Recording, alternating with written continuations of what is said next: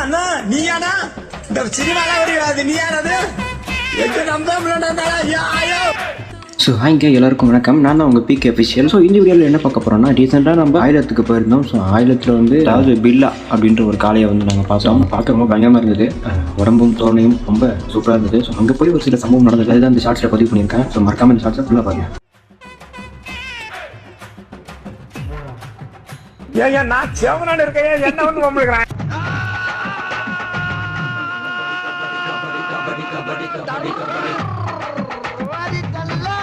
அந்த வழியாத்தான் போத்து, இந்த வழியா நான் எதுக்கு போக சொல்றேன்? 35,000க்கு அட கேடு கேட்டதாய் வழி என்னை கேட்டுட்டு தொலைலாமல. ஆமா கிணத்துக்கடை ஓரன்னு